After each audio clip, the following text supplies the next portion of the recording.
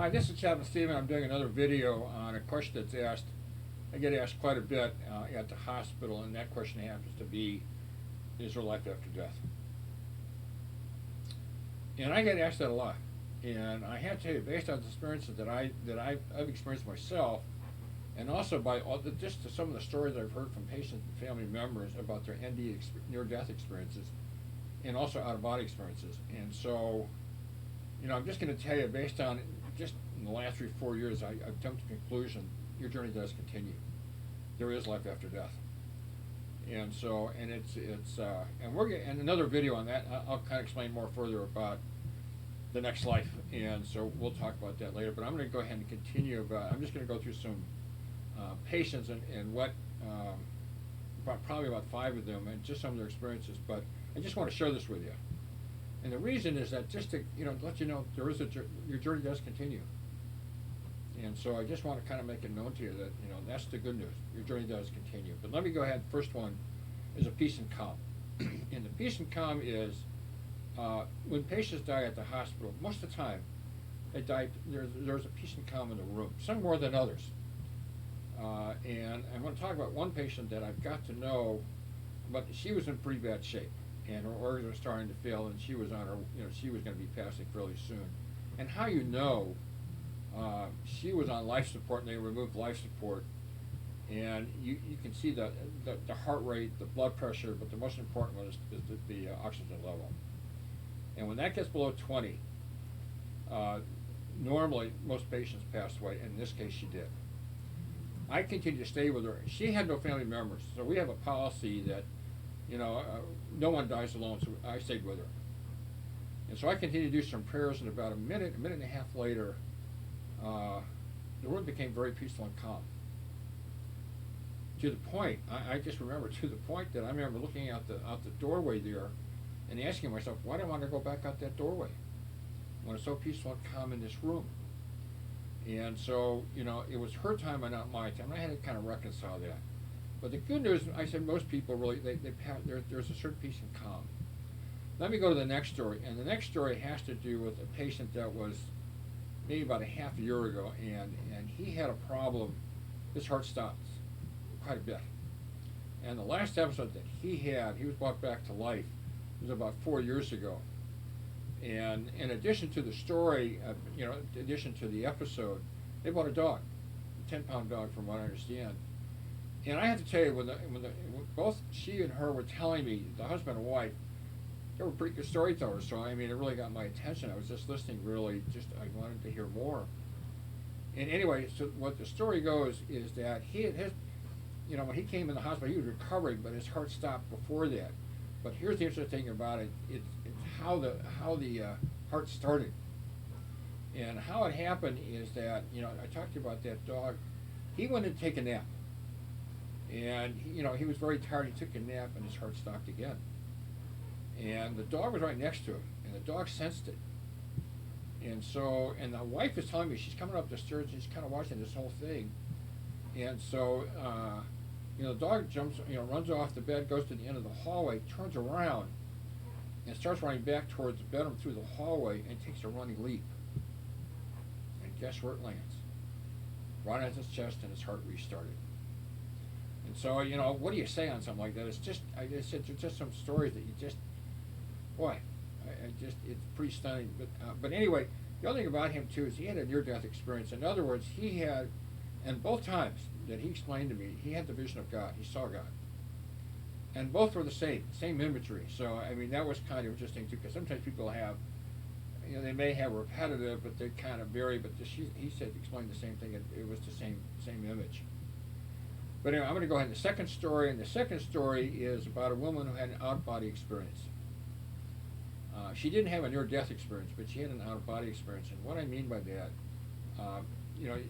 your spirit form comes out of your body. You're not in the physical sense, but she was going through the hospital while she was having surgery.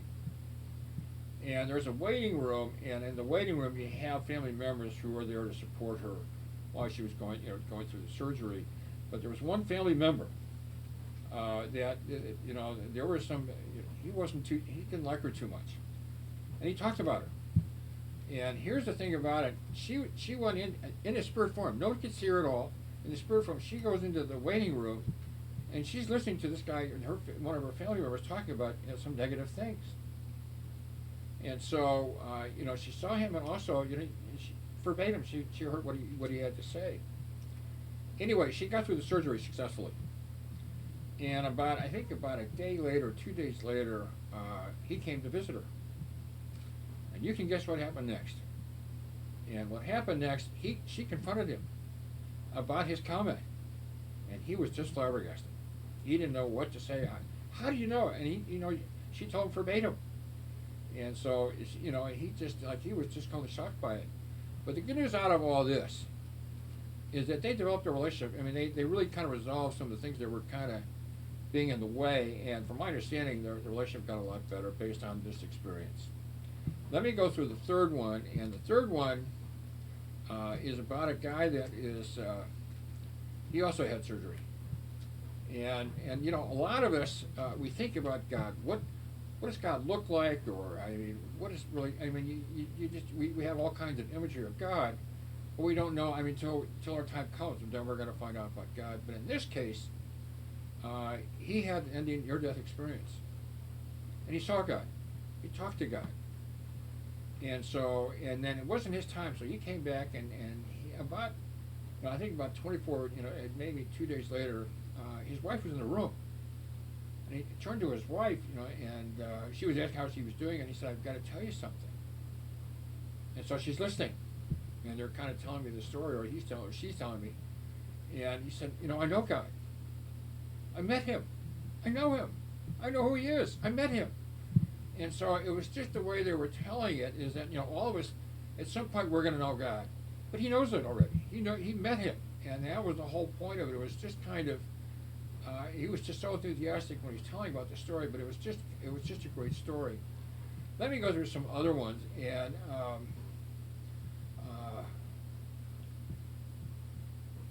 I'm gonna just do one more story, and I was just kind of thinking about it a little bit in the back of my mind. This is a story that's kind of secondhand story on this. I didn't have direct involvement in this. From what I understand, though, this was a woman who was also in the hospital that had, she had some issues, and she also too, from what I understand, maybe she was in surgery, but she had a near-death experience. But this one was different. And the way that it was different is that normally in a near-death experience, it focuses on one person. But this case was different. And so she was in her ending experience, she was starting to ascend to God, but at the same time, she was witnessing, and from what I understand, real time, 3 children that were on bicycles. And they were approaching an intersection, and there was a car coming down, and I guess for some reason, the person that was driving the car got distracted, whatever, and hit all 3 children, and they all died. And she's watching this. She's explaining this from what I understand. She's watching this. And so she continued, and she saw the children start ascending to heaven. But what they were going is going down a path with a bright light at the end of the path. But there were angels on both sides, as far as the eye could see, and all their heads were bowed as they were walking towards, when they were walking towards God. And I have to tell you, from what I understand, she was profoundly affected by this. Normally they said it's just one person, but in real time she saw this. I don't know. She investigated to find out if it was really true or not. I don't have all the answers on that, but I do know from what people tell me, she was profoundly affected by this. And when you have a near-death experience, a lot of people don't want to come back. Yeah, and you've probably heard some of that story. They don't want to come back because it's so peaceful and calm. There's an unconditional love. And as she experienced that, and most of the other people that I talked about, they had that kind of experience. But anyway, I'm going to end it here, and I just, the whole point of this is to kind of share that there's more of this story. There is life after death, and so, and I have a lot more stories to tell, but I'm trying to keep this video short, so I'm going to go ahead and end it here. But the good news is your journey does continue. And that's the good news, and when it's your time, when it's my time, we're going back home, where it all started. So anyway, I'm going to go ahead and end it here, and I appreciate your time watching it, and I'm going to do some more videos. I'm going to get more detail about the next life a little bit more on that. But I appreciate your time. Thanks again for watching.